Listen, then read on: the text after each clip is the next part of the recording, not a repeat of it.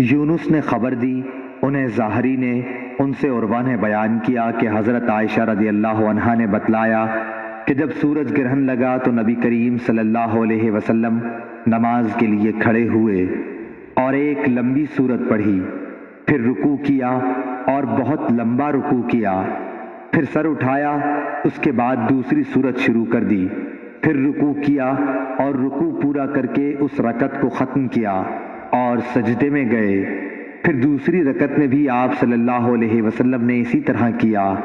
نماز سے فارغ ہو کر آپ نے فرمایا کہ سورج اور چاند اللہ کی نشانیوں میں سے دو نشانیاں ہیں، اس لیے جب تم ان میں گرہن دیکھو تو نماز شروع کر دو جب تک کہ یہ صاف ہو جائے، اور دیکھو میں نے اپنی اسی جگہ ان تمام چیزوں کو دیکھ لیا ہے جن کا مجھ سے وعدہ ہے، یہاں تک کہ میں نے یہ بھی دیکھا کہ میں جنت کا ایک خوشہ لینا چاہتا ہوں۔ ابھی تم لوگوں نے دیکھا ہوگا کہ میں آگے بڑھنے لگا تھا اور میں نے دوزخ بھی دیکھی، اس حالت میں کہ بعض آگ کو کھائے جا رہی تھی۔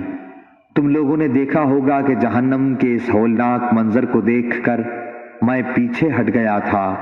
میں نے جہنم کے اندر عمرو بن لحی کو دیکھا، یہ وہ شخص ہے جس نے سانڈ کی رسم عرب میں جاری کی تھی۔ صحیح بخاری حدیث نمبر 1212۔ حماد بن زید نے بیان کیا، ان سے ایوب سختیانی نے، ان سے نافع نے، ان سے حضرت عبداللہ بن عمر رضی اللہ عنہ نے کہ نبی کریم صلی اللہ علیہ وسلم نے ایک دفعہ مسجد میں قبلے کی طرف رینٹ دیکھی۔ آپ صلی اللہ علیہ وسلم مسجد میں موجود لوگوں پر بہت ناراض ہوئے اور فرمایا کہ اللہ تعالیٰ تمہارے سامنے ہے، اس لیے نماز میں تھوکا نہ کرو، یا یہ فرمایا کہ رینٹ نہ نکالا کرو۔ پھر آپ اترے، خود ہی اپنے ہاتھ سے اسے کھرچ ڈالا۔ ابن عمر رضی اللہ عنہ نے کہا کہ جب کسی کو تھوکنا ہی ضروری ہو تو اپنی بائیں طرف تھوک لے۔ صحیح بخاری حدیث نمبر 1213۔ قتادہ انس بن مالک رضی اللہ عنہ سے روایت کرتے تھے کہ نبی کریم صلی اللہ علیہ وسلم نے فرمایا کہ جب تم میں سے کوئی نماز میں ہو تو وہ اپنے رب سے سرگوشی کرتا ہے، اس لیے اس کو سامنے نہ تھوکنا چاہیے اور نہ دائیں طرف، البتہ بائیں طرف اپنے قدم کے نیچے تھوک لے۔ صحیح بخاری حدیث نمبر 1214۔ سہل بن سعد رضی اللہ عنہ نے بتلایا کہ لوگ نبی کریم صلی اللہ علیہ وسلم کے ساتھ نماز اس طرح پڑھتے کہ تہبند چھوٹے ہونے کی وجہ سے انہیں اپنی گردنوں سے باندھے رکھتے، اور عورتوں کو جو مردوں کے پیچھے جماعت میں شریک رہتی تھیں کہہ دیا جاتا کہ جب تک مرد پوری طرح سمٹ کر نہ بیٹھ جائیں تم اپنے سر سجدے سے نہ اٹھانا۔ صحیح بخاری حدیث نمبر 1215۔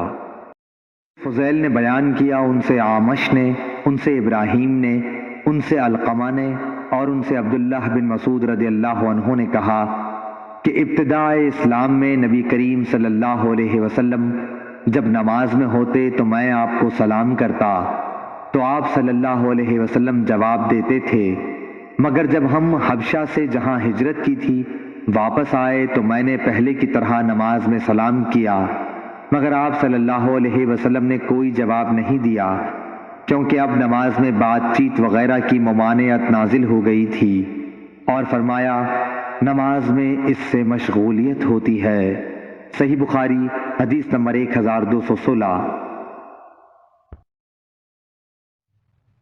کثیر بن شنظیر نے بیان کیا، ان سے عطا بن ابی رباح نے، ان سے جابر رضی اللہ عنہ نے کہ رسول اللہ صلی اللہ علیہ وسلم نے مجھے اپنی ایک ضرورت کے لیے غزوہ بنی مطلق میں بھیجا، میں جا کر واپس آیا، میں نے کام پورا کر دیا تھا، پھر میں نے نبی کریم صلی اللہ علیہ وسلم کی خدمت میں حاضر ہو کر آپ کو سلام کیا، لیکن آپ نے کوئی جواب نہیں دیا۔ میرے دل میں اللہ جانے کیا بات آئی اور میں نے اپنے دل میں کہا کہ شاید رسول اللہ صلی اللہ علیہ وسلم مجھ پر اس لیے خفا ہیں کہ میں دیر سے آیا ہوں۔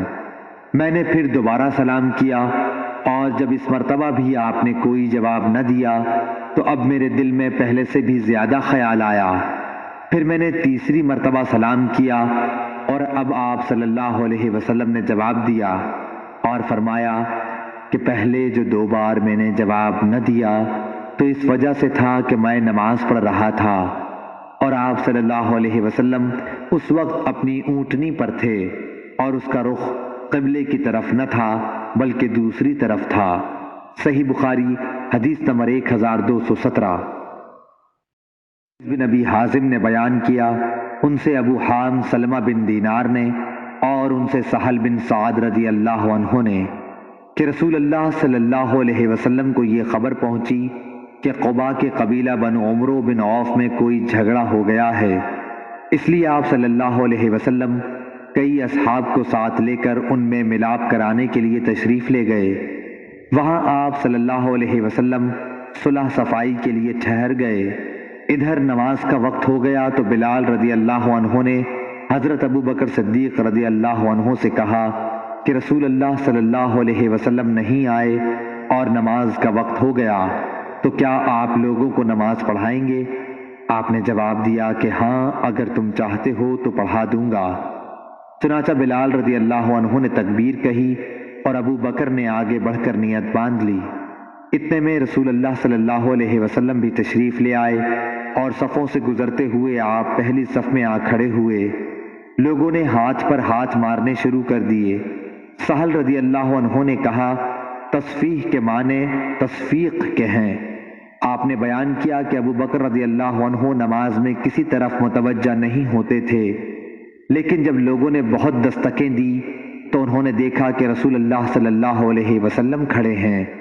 حضور اکرم صلی اللہ علیہ وسلم نے اشارے سے ابو بکر کو نماز پڑھانے کے لیے کہا۔ اس پر ابو بکر رضی اللہ عنہ نے ہاتھ اٹھا کر اللہ تعالیٰ کا شکر ادا کیا اور پھر الٹے پاؤں پیچھے کی طرف چلے آئے اور صف میں کھڑے ہو گئے، اور رسول اللہ صلی اللہ علیہ وسلم نے آگے بڑھ کر نماز پڑھائی۔ نماز سے فارغ ہو کر آپ صلی اللہ علیہ وسلم لوگوں کی طرف متوجہ ہوئے اور فرمایا کہ لوگوں، یہ کیا بات ہے کہ جب نماز میں کوئی بات پیش آتی ہے تو تم تالیاں بجانے لگتے ہو؟ یہ مسئلہ تو عورتوں کے لیے ہے۔ تمہیں اگر نماز میں کوئی حادثہ پیش آئے تو سبحان اللہ کہا کرو۔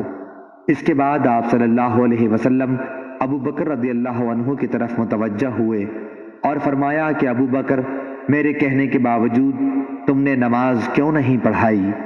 ابو بکر رضی اللہ عنہ نے عرض کیا کہ ابو قحافہ کے بیٹے کو زیب نہیں دیتا کہ رسول اللہ صلی اللہ علیہ وسلم کی موجودگی میں نماز پڑھائے۔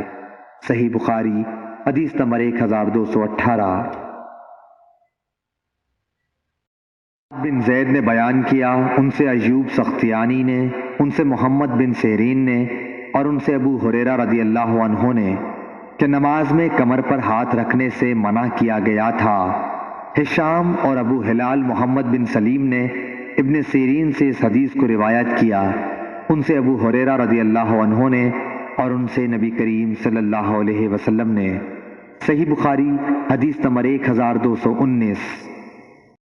یا بن سعید قطان نے بیان کیا، ان سے ہشام بن حسان فردوسی نے بیان کیا، ان سے محمد بن سیرین نے بیان کیا اور ان سے ابو ہریرہ رضی اللہ عنہ نے کیا حضرت صلی اللہ علیہ وسلم نے کمر پر ہاتھ رکھ کر نماز پڑھنے سے منع فرمایا۔ صحیح بخاری حدیث نمبر 1220۔